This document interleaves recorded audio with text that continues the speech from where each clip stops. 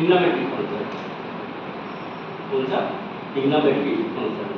ठीक है, तो जब आप लोगों ने सेट थ्योरी पढ़ा होगा, सेट थ्योरी पढ़ा होगा, तो उसके बाद क्या आया? फंक्शन आया। फंक्शन के बाद आता है ट्रिग्नोमेट्रिक फंक्शन। तो ट्रिग्नोमेट्रिक फंक्शन में जब आप आते हो, फलन जिसको बोलते हैं, ट्रिग्नोमेट्रिक फलन, ठीक है, तो उसमें यूनिट सर्कल आता है। कौन सा? यूनिट। इकाई क्या होती है? वृत्त, है ना। तो यूनिट सर्कल में क्या होता है कि यूनिट सर्कल किसको बोलेंगे? जिसमें जिसकी रेडियस क्या हो, 1 सेंटीमीटर या 1 यूनिट हो। और जैसे अपन ने सर्कल कैसे बनता है, जैसे हमने 1 सेंटीमीटर एक ले लिया और उसको चारों तरफ ऐसे घुमा दिया, तो क्या बन जाएगा? सर्कल बन जाएगा।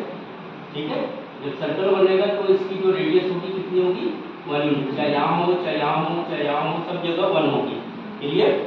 तो अब यहाँ पर ये सर्कल जब बन गया तो इसके ऊपर एक पॉइंट ले लिया हमने, इसके कोऑर्डिनेट क्या है? एक्स वाई है। इसके कोऑर्डिनेट क्या है? X Y. ठीक है, इसके कोऑर्डिनेट क्या है? X Y.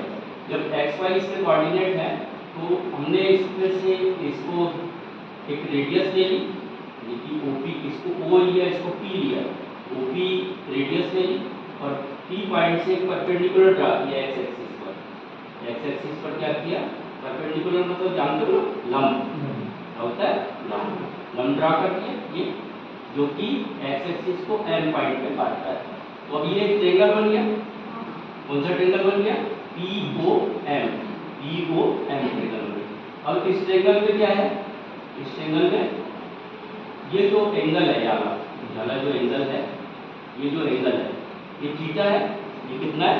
थीटा। तो अब ये राइट एंगल ट्रायंगल बना है। ठीक है, तो राइट एंगल ट्रायंगल में पढ़े, टेंथ में पढ़े, cos थीटा होता है। cos थीटा होता है ना, तो cos थीटा कैसे निकालते हैं? कौन सा रेशियो लेते हैं? आधार बटे कर्ण। तो इसको बोलते हैं बेस अपॉन हाइपोटेन्यूज। अब बेस कितना हुआ यहाँ पर? ये x हुआ, यहाँ से बेस कितना हुआ? x। तो cos theta is equal to x upon 1 हो जाएगा, हाइपोटेन्यूज। ठीक है, ये 1 है ना, तो x इज इक्वल टू क्या आ गया? cos थीटा आ गया। और इसके कोऑर्डिनेट अपन ने लिए थे एक्स वाई, तो x की जगह क्या आ गया? रिप्लेस हो गया cos थीटा। ठीक है, अब y लेना है, ये जो डिस्टेंस है ये y कहलाता है, परपेंडिकुलर डिस्टेंस। इसमें एक्स वाई कोऑर्डिनेट है ना, तो ये जो डिस्टेंस होगा y होगा।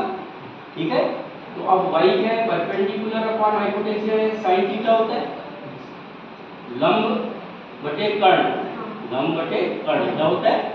sin theta.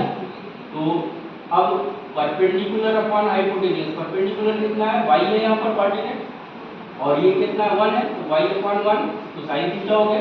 तो यहाँ पर जो y की जगह, यहाँ जो कोऑर्डिनेट थे x y, उसमें x की जगह cos थीटा रिप्लेस हो गया और y की जगह sin थीटा रिप्लेस हो गया। ठीक है, तो अब इसके कोऑर्डिनेट बन गए अपने cos थीटा और sin थीटा, cos थीटा और sin थीटा। क्लियर हो गया? अब cos थीटा और sin थीटा इसके कोऑर्डिनेट होगा। अब इस कोऑर्डिनेट को हम मान के चलो कि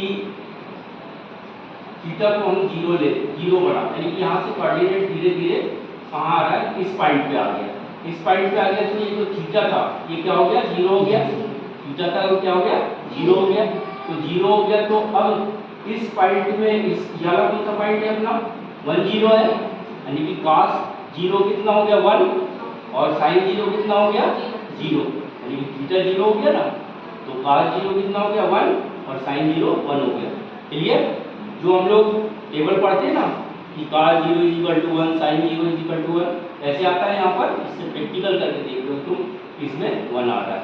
ठीक है, इसके बाद हम इस एंगल को हम बढ़ाते जा रहे हैं। अब एंगल कितना हो गया? 90 डिग्री हो गया, एंगल 90 हो गया। और ये वाला पॉइंट जो था इस पे आ गया, इस पॉइंट पे। यहाँ इस पॉइंट के कोऑर्डिनेट क्या होंगे?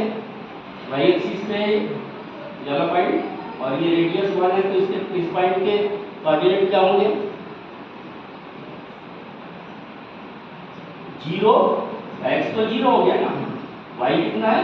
1 है, कितना है? 1, तो 0 1, तो sin cos 90 कितना हो गया? 0, पहला 0 है ना, ये 0 हो गया ना यहाँ पर।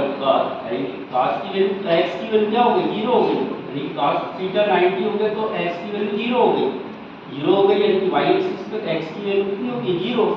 और y की वैल्यू कितनी है 1, तो 0 1 है ये कोऑर्डिनेट, 0 1 है, तो cos 90 कितना हुआ 0 और sin 90 1, ठीक है, क्लियर हो गया।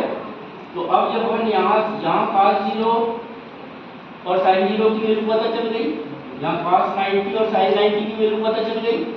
अब इस एंगल को हम सेकेंड क्वाड्रेंट में, ये फर्स्ट क्वाड्रेंट है, सेकेंड, थर्ड और फोर्थ, ठीक है, तो सेकेंड क्वाड्रेंट में बढ़ाते जा रहे हैं, इस पॉइंट पे आ गए, यानी कि ये वाला जो पॉइंट है पूरा घूम के यहाँ आ गया, ठीक है, तो ये कितने डिग्री घूमा 180, यानी कि यहाँ पर क्या आ जाएगा 180 जब घूम जाएगा, यानी कि cos पाई मतलब 180 और sin पाई यानी कि cos 180 और sin 180, तो इस कोऑर्डिनेट इस ये वाला कोऑर्डिनेट कौन सा होगा, वाला कोऑर्डिनेट कौन सा होगा,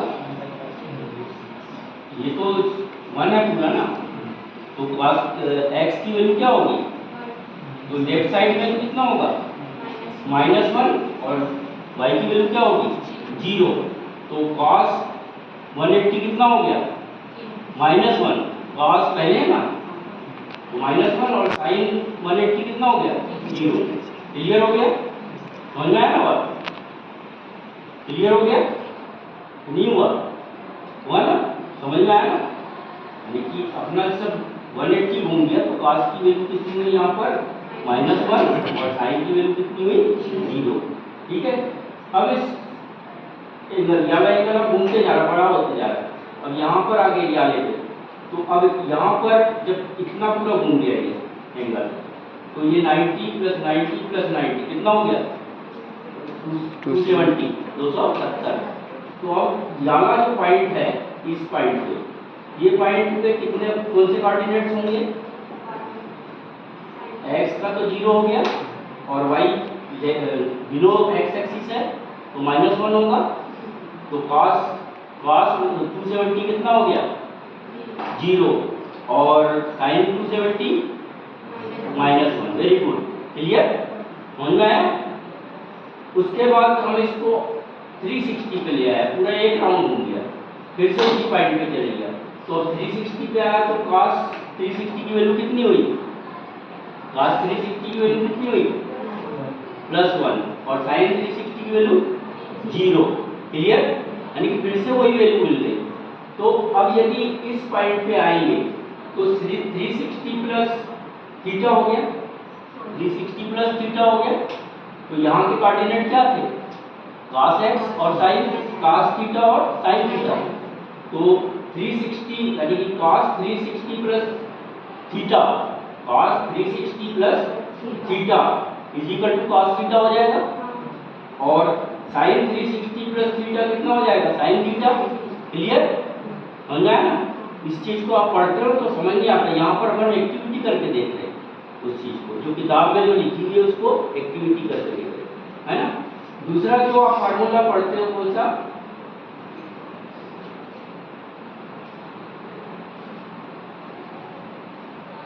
ये हमने राइट एंगल ट्रायंगल बना दिया, इसमें राइट एंगल ट्रायंगल, क्लियर, ये राइट एंगल ट्रायंगल है, ये 90 डिग्री है, ये बेस हो गया, ये परपेंडिकुलर हो गया, यानी कि ये आधार हो गया और ये लंब हो गया, तो आधार का वर्ग प्लस लंब का वर्ग बराबर कर्ण का वर्ग होता है पाइथागोरस थ्योरम में, क्लियर।